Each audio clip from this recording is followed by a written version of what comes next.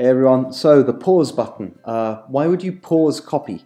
So the reason I've used it in the past is because I want to remove some funds from someone I'm copying, but not all of them, okay? So when you want to remove funds from someone you're copying, you've got a few options. A, you can stop the copy, all right? So here I am in my portfolio. Here are the people I'm copying. So let's say I go to Faststick, I go over here to this. I can either stop copying him. Now if I click stop copying, I've made a video about this. It'll close all the positions. I won't be copying him anymore. It'll close all of the trades that he's currently opened or that I'm copying through him. It will close them all at the current market values. They may be in profit, they may be at a loss, it doesn't matter. It will close them for me as quickly as possible and return the money down here to my available balance. That's one way, and I won't be copying any of his future trades.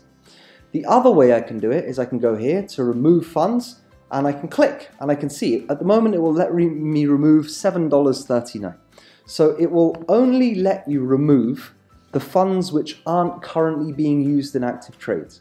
So when you copy someone, a trader, let's say you copy them with $1,000, okay?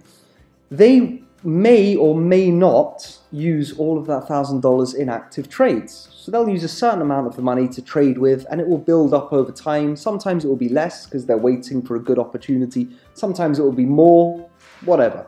But it's rarely 100% used, and it's, you know, it depends how much is actually there which you can remove. But as you see, so out of 200 with him at the moment, if I go to remove funds simply, from him I can remove $7.39. From J, I can remove, this tells you basically what they're not using. I can remove $18.56.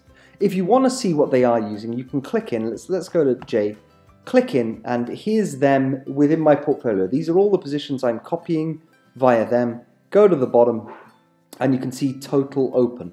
That's the total amount of my money that I've invested with them, which they're using in active trades. So, remove funds lets you remove the bit which they're not using. But let's say they're using it all, and like with Faststick over here, I can only withdraw $7.39, and I want to withdraw more. I want to withdraw $50 or something. What else can I do?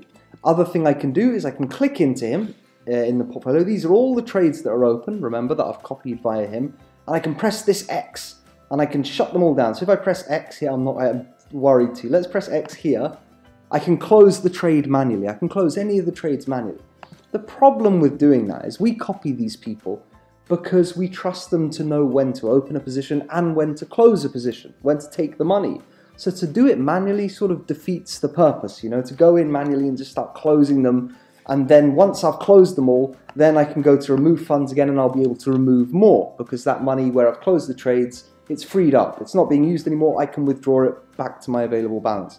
It's a bit of a messy way. So what I can do is I can go to pause copy. So what does pause copy do? Pause copy is a way of just, boom, it puts a hold on your activity with that trader. So when you stop copy, you're no longer copying them, okay? With pause copy, you still copy them. The copy position is still open, okay? So any trades that they've done so far for you, any trades which are currently open, let's go into J.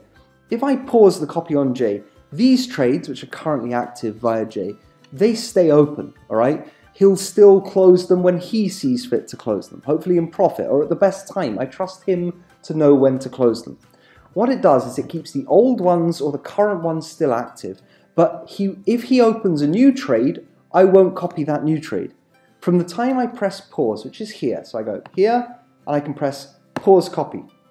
Once you pause copying, new trades will not be opened, okay? So once I press pause, the little pause button comes up over here. These trades are still active, you see? He's still in charge of these trades for me. He closes them when he says it's time to close them.